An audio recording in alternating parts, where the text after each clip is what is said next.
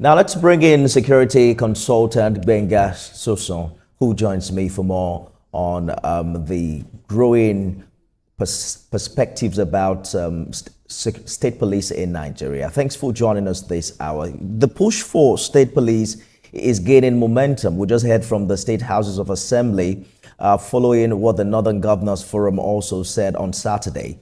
But critics fear that it could be abused by governors. What safeguards would you propose to prevent politicization or human rights violations in this regard?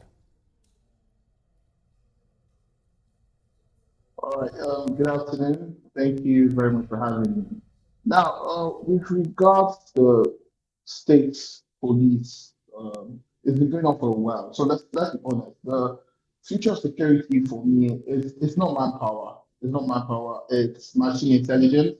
What we're dealing with in Nigeria isn't just a lack of police. It's a lack of thinking systems.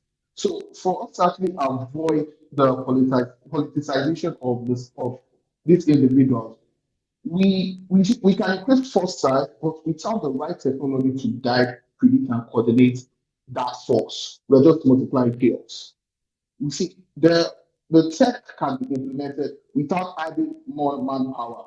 The tech can actually, instead of chasing after crime, what if we could see it coming? That's what technology allows. The systems that they don't just record, they understand behavior, systems that alert before a threat unfolds. So I'll say before we start thinking about implementing that, adding more manpower, adding more chaos, adding more human labor, let's think about how we can use technology to aid the present manpower for effective policing. Nigeria already struggles with funding federal security agencies. The big question has always been, how can states, especially poorer ones, who still struggle with paying the new minimum wage, afford to run their own police forces effectively? So if we must implement that with regards to finance, then let's move on from the federal police model.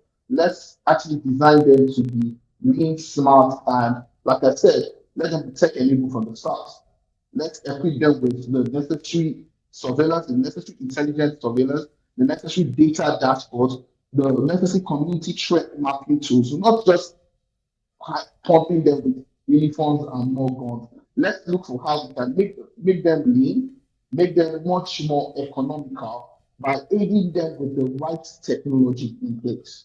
Absolutely. And some have argued that community policing, not full state police, is the solution. I'm wondering what you make of all the regional efforts we've seen in that regard. There's Amoteco in the southwest region. And some claim that, especially in Ondo State, we've seen some improvement with the headers attack that used to be prominent prior to this time.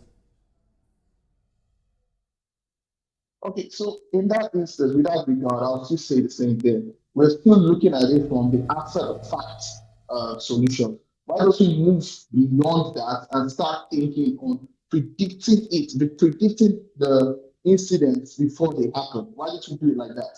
Instead of us saying, oh, they have stopped this, they have stopped that. Why don't we do the correct mapping, the correct intelligence, the correct technology, and also try to make sure that the guys themselves are safe. Implementing those kind of technology, it enables the safety, it enables the safety of the personnel and also the safety of the community involved.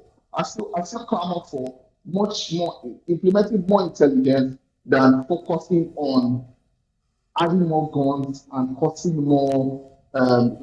Let's say it's more war. Absolutely. Security consultant Gbenga Sosan, thank you so much for talking to us. Thank you very much.